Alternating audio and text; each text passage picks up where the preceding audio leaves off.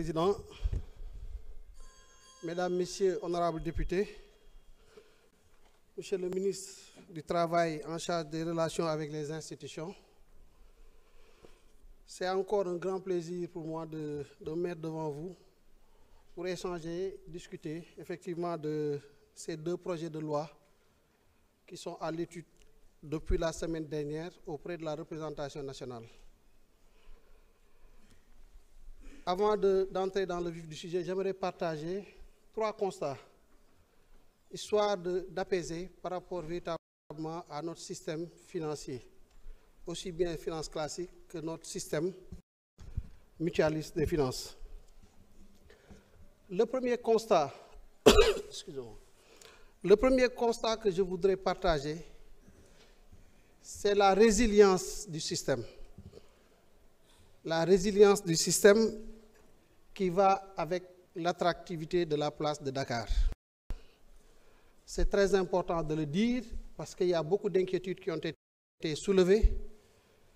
C'est normal, nous sommes dans un dispositif évolutif, nous sommes dans une matière complexe, dans une matière qui est organisée, qui est régulée par l'autorité nationale, certainement, mais en relation aussi avec une autorité qui se situe à un niveau un peu plus élevé, puisque nous sommes dans un cadre monétaire intégré. Donc, il est important véritablement de partager un peu cela. La résilience et l'attractivité de la place de Dakar, c'est aussi les dispositions qui sont prises dans le cadre effectivement du Conseil des ministres de l'UEMOA, puisque c'est une instance qui aide et qui accompagne et qui observe et qui essaie à chaque fois que de besoin de mettre les textes que nous avons en norme par rapport à l'évolution véritablement des systèmes financiers. Et ce Conseil des ministres, au courant de l'année 2023, a amené, en tout cas le marché financier régional, les banques notamment, à renforcer le capital. Donc une capitalisation qui a été améliorée dans le souci d'arriver au deuxième constat, qui est le soutien à l'économie. Donc, au courant de l'année 2023, effectivement, entre 2023 et 2024, le système banquier de la sous-région, du Sénégal en particulier, a connu un renforcement de capital de l'ordre de 207 milliards, ce qui a permis, comme je le disais tout à l'heure, d'arriver à ce deuxième niveau de constat qui est lié effectivement au soutien du système bancaire à notre économie nationale. Le troisième constat que je voulais partager, c'est le dynamisme du secteur de la microfinance.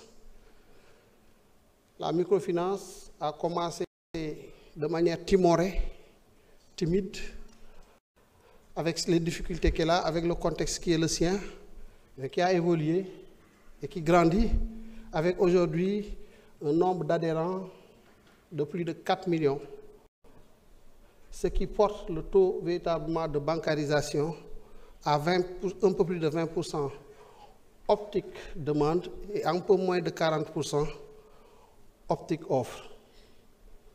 Voilà les 3 constats que je voulais faire avant de commencer, avant d'entrer dans véritablement la réponse aux préoccupations qui ont été soulevées.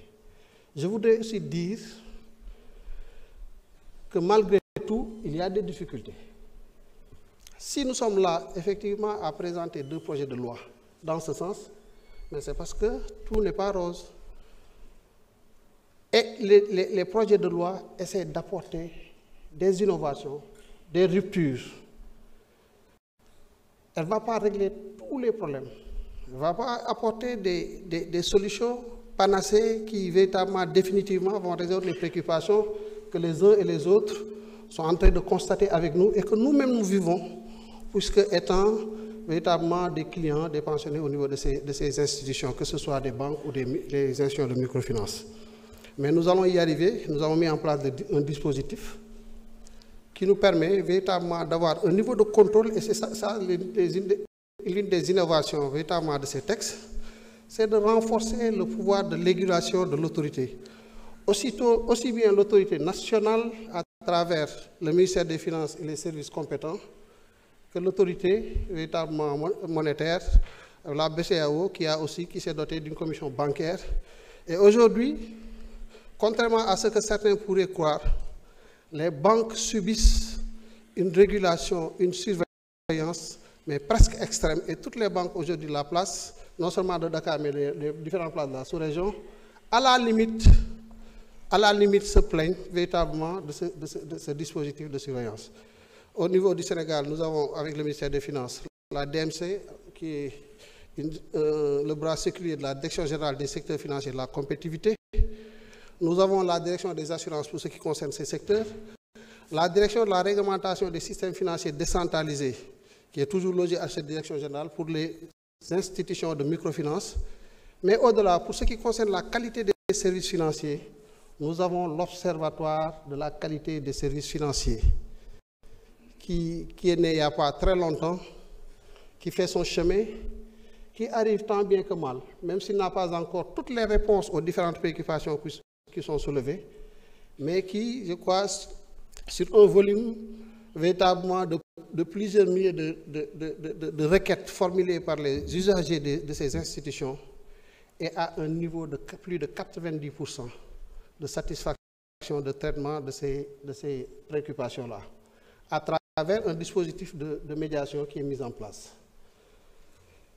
Alors, pour ne pas être reproché, ne pas donner des réponses à certaines préoccupations, le temps n'est pas très long.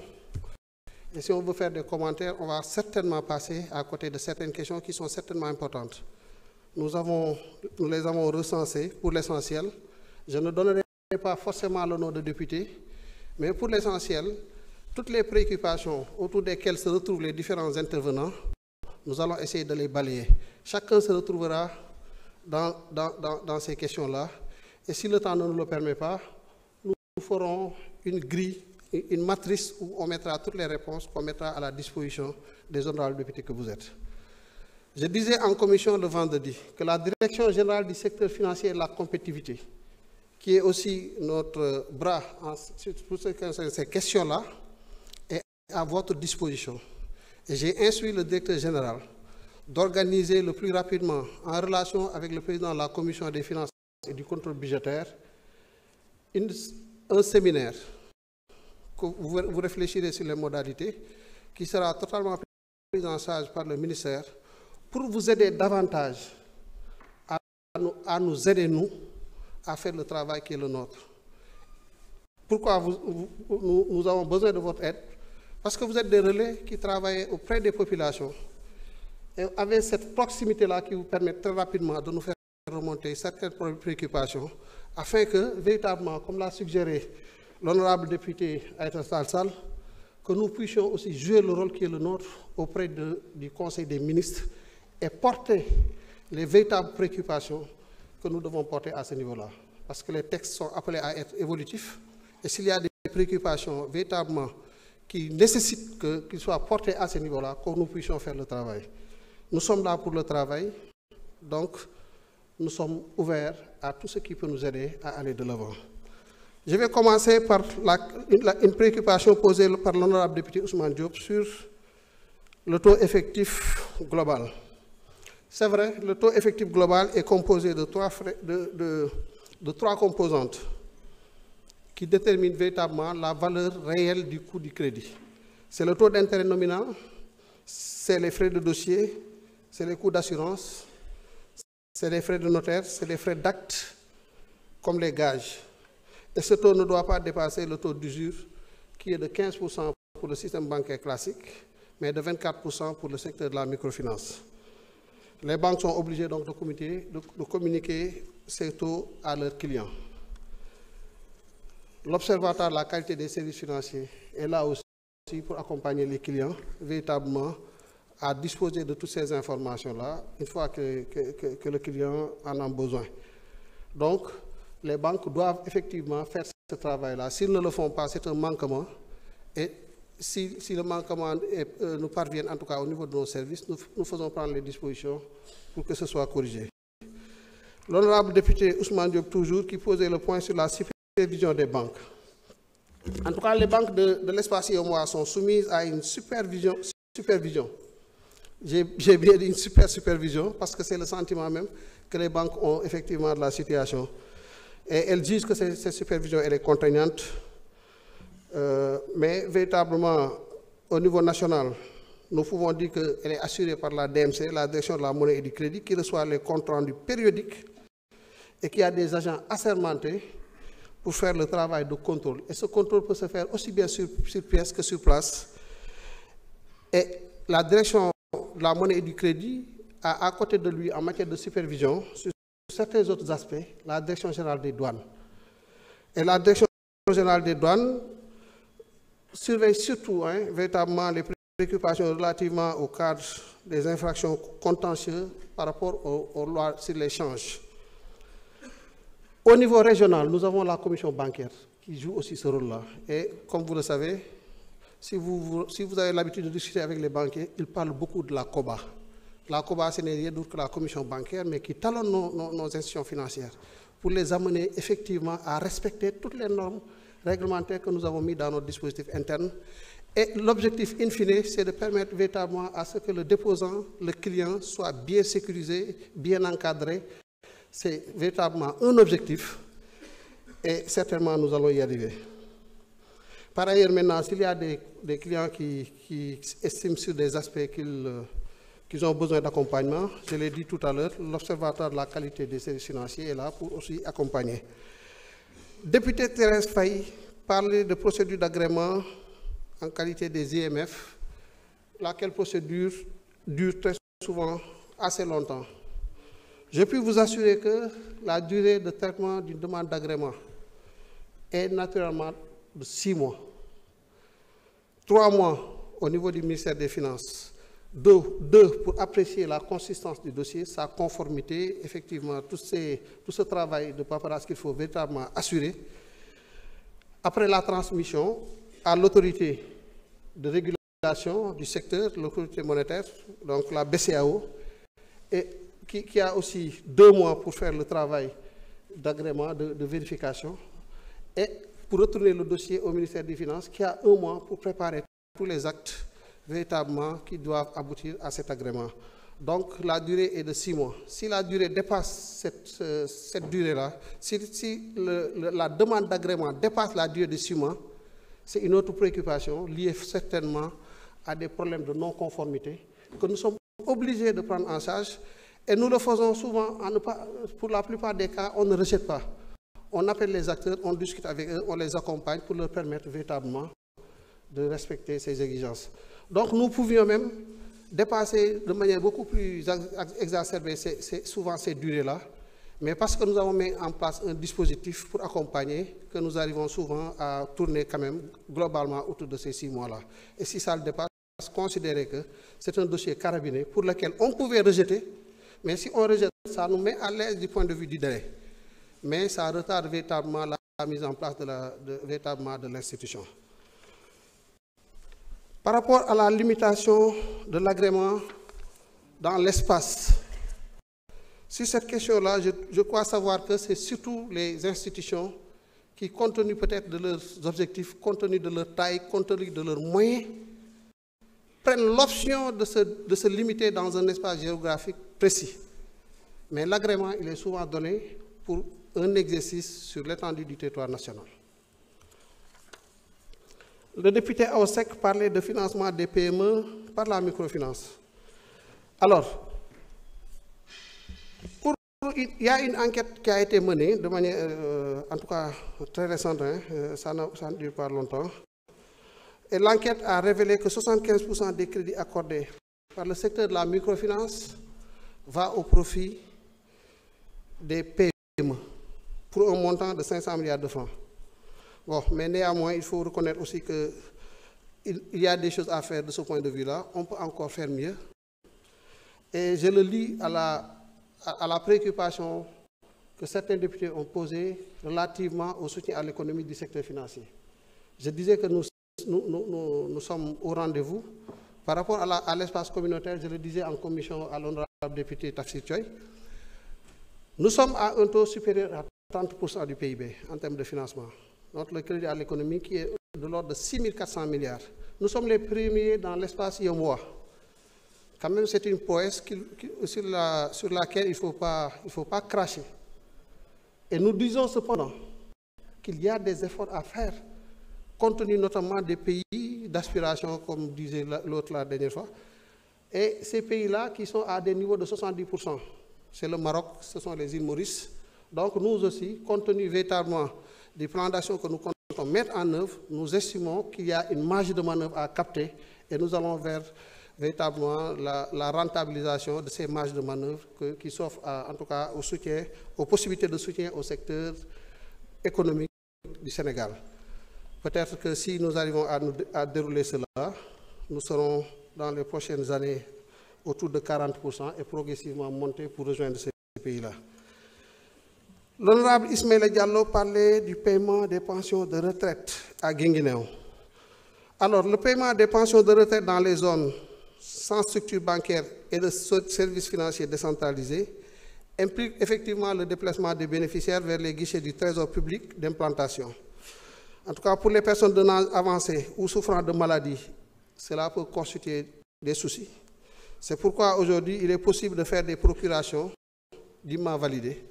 Les services compétents du ministère des Finances sont en train de travailler aussi pour qu'on arrive à une digitalisation qui nous permette, en relation avec toutes les structures FinTech qui existent, véritablement de pouvoir avoir des processus qui nous permettent de déposer l'argent de ces pensionnaires-là directement dans leur compte Orange Money, Wave ou plus tard d'autres institutions, d'autres instruments que le Trésor, sur lesquels le Trésor est en train de travailler. Donc nous en sommes conscients, des efforts sont en train d'être faits et à terme nous arriverons véritablement à régler définitivement ces préoccupations-là. L'honorable Badara Diouf parlait de la finance islamique. Je puis vous dire que la réglementation concernant la finance islamique a connu des évolutions significatives ces dernières années, à travers des instructions et des instruments tels que promise, l'honorable député en a parlé, mais aussi la haute autorité du WAQF. Donc l'écosystème de la finance islamique est à date riche d'une banque, la Banque islamique du Sénégal, qui véritablement est à fond dans la finance islamique, mais de plusieurs guichets, des branches que nous pouvons retrouver dans certaines banques. Nous pensons à Coris Bank, qui a une branche islamique par exemple, et deux SFD islamiques, à savoir Taïsir et Ar-Rahma, et une société de Takful. Il convient de noter que le dossier d'agrément d'une troisième SFD, à savoir Bouchra Microfinance, toujours lié à la BIS, à la Banque islamique du Sénégal. Son dossier d'agrément est assez avancé et que plusieurs sessions de formation ont été organisées pour avoir une masse critique d'experts en la matière. Donc, en termes, l'intervention de la microfinance au Sénégal va se renforcer parce que le dispositif va grandir. On a parlé de ce qui existe déjà, la BIS, les branches que nous avons dans certaines banques, les institutions de microfinance islamique, et plus tard, véritablement, en fonction du travail que nous mettons en place pour améliorer le secteur, pour rendre le secteur un peu plus attractif, la microfinance islamique, puisque nous avons une population qui a de l'appétit pour la microfinance islamique. Donc nous avons la possibilité véritablement de promouvoir et d'atteindre dans les prochaines années. En tout cas, c'est notre option, et moi je compte davantage y travailler, qu'on puisse atteindre des niveaux beaucoup plus élevés que là où nous en sommes présentement. Toujours l'honorable Badara Diouf parlait des méthodes de recouvrement dégrandantes au niveau de la microfinance.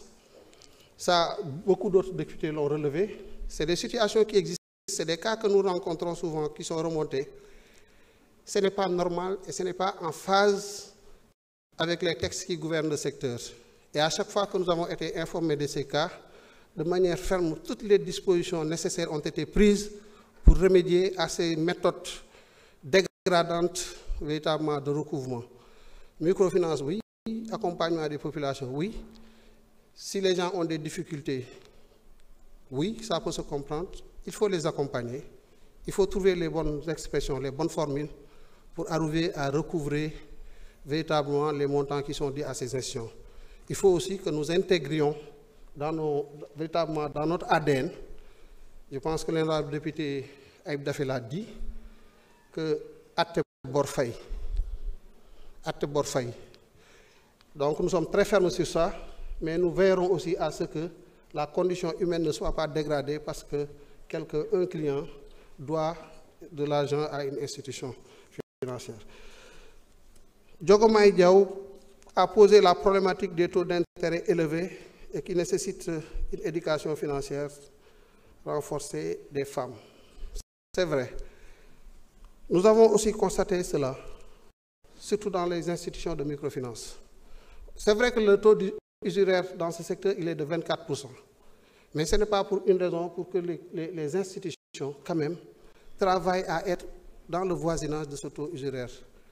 Ce qu'il faut faire, c'est, je pense qu'il y a un honorable député qui l'a dit, c'est réfléchir sur comment aussi amoindrir le coût d'accès au crédit pour les institutions financières. Et le ministère des Finances est en train d'y travailler dans le cadre de la commission du Conseil des ministres, mais aussi en relation avec la BCEAO, pour voir les meilleures formules qui permettront à ces institutions de microfinance de pouvoir accéder au guichet de refinancement de la Banque centrale. Mais en attendant, il y a des dispositifs qui existent qui, par les méthodes de garantie et de bonification, devraient aider et améliorer progressivement à avoir des taux de crédit qui soient beaucoup plus apaisants, beaucoup moins élevés pour les pensionnaires, pour les clients de ces institutions. Nous y travaillons et l'idée pour nous, c'est davantage d'accompagner le FONGIP, c'est d'accompagner FONAMIF, qui sont véritablement sur ces créneaux-là, en les encadrant et en les dotant de moyens qui leur permettent de démultiplier leurs interventions vis-à-vis des populations, en tout cas clientèle, qui demandent un peu l'accompagnement de ces services-là.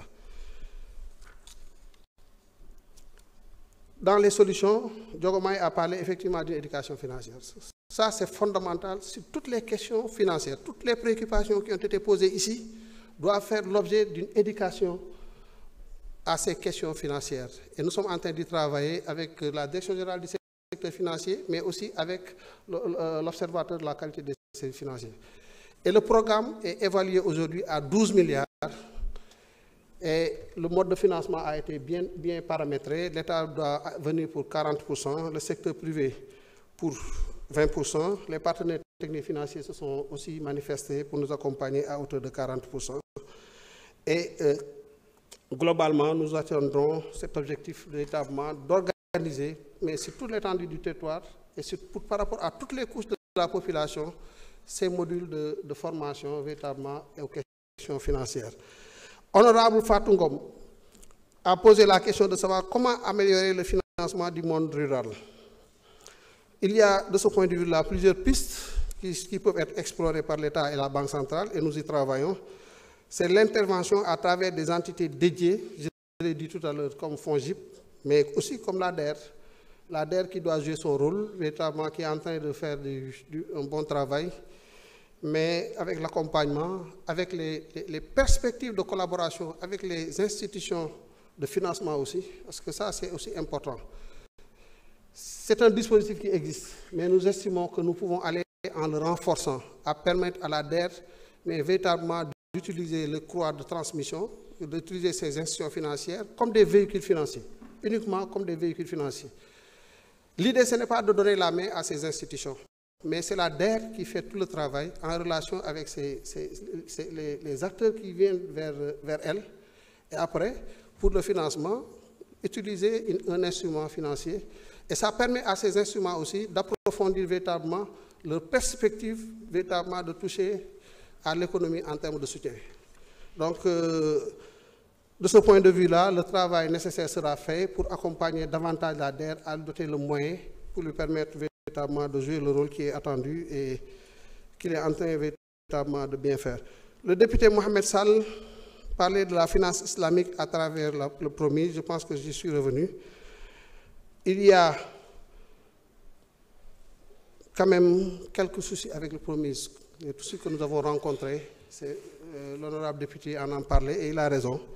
Maintenant, l'exercice de la microfinance aussi, véritablement, va avec quelques contraintes, puisque au démarrage, les gens ne s'étaient pas très bien familiarisés avec le dispositif, qui requiert une autorisation préalable donnée par l'autorité de tutelle, le ministère des Finances et du Budget. Maintenant, pour la mise en œuvre de la ligne de refinancement, et c'est à ce niveau-là que nous sommes attendus, il y a aujourd'hui des conventions qui sont en train d'être signées avec la Banque islamique de développement et l'État du Sénégal, avec 8 autres institutions de microfinance. Et cela permettra effectivement de dépasser très rapidement ce statu quo pour que les fonds qui sont mis à la disposition du programme, du projet, puissent être en tout cas alloués aux populations qui en ont besoin, afin que l'activité économique dont ils sont véritablement les dépositaires puisse être promue et jouer leur rôle pour permettre à ces populations d'avoir des revenus, à se redistribuer, à gérer leur famille. Et nous sommes en train d'y arriver. Il y avait effectivement ces contraintes-là, mais ils sont en train d'être levés, en relation même avec le ministère chargé aussi de la microfinance. Il y a le député El Hadj Gueye qui parlait de la question de remboursement des crédits au niveau rural. Donc, ce que nous pouvons dire à ce niveau-là, c'est d'inviter toutes les personnes qui connaissent des difficultés pour honorer véritablement leur engagement vis-à-vis de ces institutions, de se rapprocher de nos services à travers l'Observatoire de la qualité des services financiers, qui pourront les aider à avoir les meilleures options pour discuter avec les acteurs concernés, avec les institutions mutualistes, et voir comment véritablement prendre en charge ces préoccupations-là. Mais encore une fois, c'est juste un accompagnement, mais nous sommes d'avis que pour la pérennisation de ces efforts-là, il faudrait aussi que les clients, qu'ils apprennent à comprendre que quand on contracte un engagement, un prêt auprès d'une institution, il faut s'engager résolument à payer. Parce que c'est ce remboursement-là qui va permettre à ce prêt de se reconstituer, qui vont permettre au crédit de se reconstituer et de pouvoir faire d'autres octrois à d'autres personnes qui en ont besoin. Ndeye Marie Sané pose la question de l'inquiétude des producteurs liés aux difficultés de commercialisation des graines d'arachide. La commercialisation des graines d'arachide se passe bien. Elle se passe très bien. Nous avons mis en place un dispositif avec la LBA, avec la BNDE, qui marche très bien, qui de manière classique nous assure la commercialisation. Parce qu'au-delà, il y a une ligne que nous avons mise en place avec un partenaire, la BIDC, une filiale de la BIDC, ITFC. Et c'est cette ligne-là qui sert en quelque sorte de garantie. Et ces institutions prennent les ressources pour pouvoir aider la Sonacos à acheter les graines. Cette année, il y a eu quelques difficultés avec ITFC par rapport à l'audit de la situation des finances publiques. Mais aussitôt, nous avons mis en place pour avoir un crédit de substitution avec la BADEA.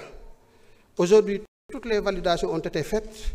Et dans la foulée, en attendant le décaissement, nous avons mis en place un pool bancaire qui est en train de faire un peu le travail relais en attendant le décaissement. C'est Banque Islamique qui a décaissé récemment pour 6 milliards. C'est la CBAO, c'est Ecobank. C'est la LBA elle-même qui est venue tout récemment pour 3 milliards et ainsi de suite. Donc la campagne se passe bien. Et toutes les dispositions sont prises pour qu'il n'y ait pas de rupture dans cet exercice-là. Et Inch'Allah, il n'y aura pas de rupture. Cette année, nous sommes à 38 milliards de volume financier en cours à date, au moment où je vous parle, contre 5 milliards 800 l'année dernière, à la même période. Donc 7 fois plus que ce que nous avons fait l'année dernière. On était l'année dernière à 16 000 tonnes d'arachide collectées. Cette année, nous en sommes à 121 000 tonnes d'arachide. Donc la campagne se passe très bien quand même. Et il faut apprécier ces efforts qui sont faits. Nous pouvons faire mieux et nous devons travailler à faire mieux. Et c'est ça notre responsabilité et nous y sommes tous les jours. Pour les autres questions, il y en a beaucoup. Elles sont là, nous allons, comme je l'ai dit tout à l'heure, faire quand même la synthèse et partager avec les honorables députés et que ça puisse leur servir véritablement comme élément qu'ils pourraient consulter à tout moment pour avoir des informations à transmettre à vos mandats. Pour les autres questions d'ordre général, pour l'essentiel, moi je suis en phase avec la plupart des préoccupations qui ont été posées. L'honorable député Thierno Alassane Sall a parlé du travail de contrôle budgétaire dévolu à l'Assemblée nationale. Et je suis de son avis. Et avec le président de la commission contrôle, nous avons décidé de renforcer la collaboration, de renforcer les séminaires de formation, de partage et de renforcer les cadres d'échange sur la gestion de nos finances publiques. Parce que nous sommes là pour ça. Et comme je le disais, c'est vous qui devez nous amener à nous recréer, à nous réinventer pour toutes ces questions-là.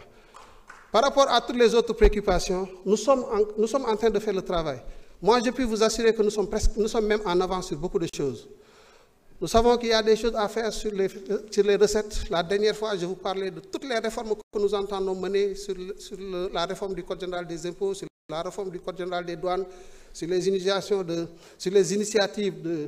de facturation électronique, sur la réforme du Code des investissements, la revue des dépenses fiscales de manière générale pour débusquer toutes les niches d'exonération que nous pouvons traduire, mais aussi sur les dépenses, tout ce que nous devons faire en termes de rationalisation de la dépense.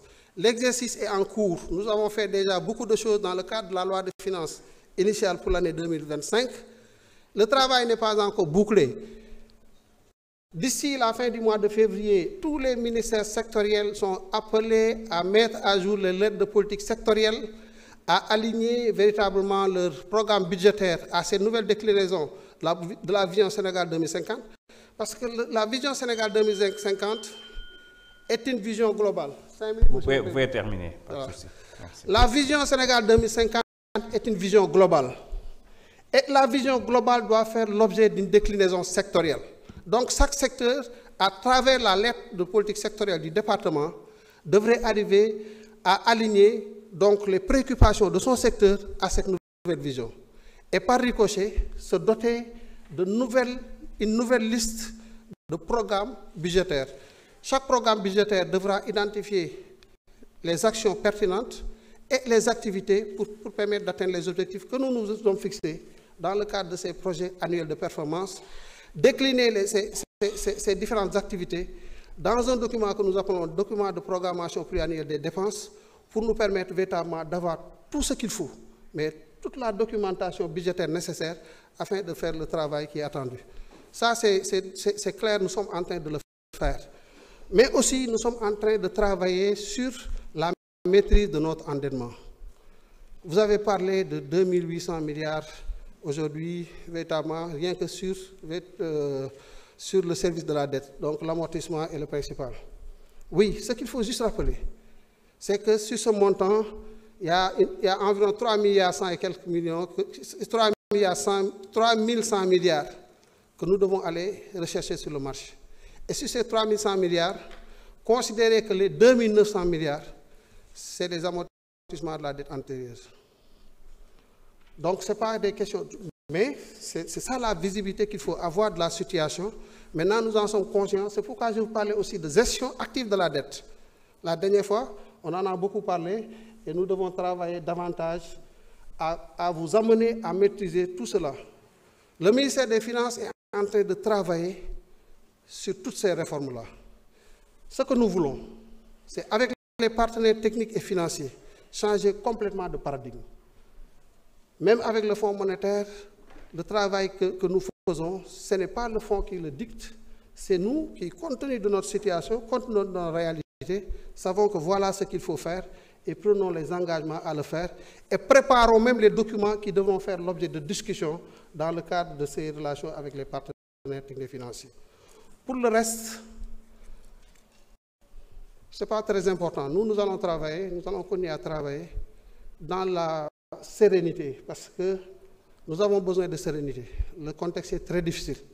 Nous n'avons pas le temps souvent de regarder derrière, de regarder au niveau du rétroviseur.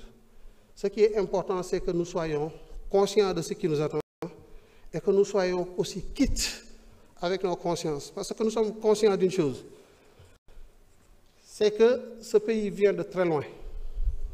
Des gens ont fait des sacrifices, y compris le sacrifice ultime. 80 personnes sont mortes pour le Sénégal. Ils ne peuvent pas être plus sénégalais que nous. Nous ne l'accepterons pas. Nous nous sommes gorés. Et nous, comment nous pouvons travailler à rendre hommage à ces gens-là?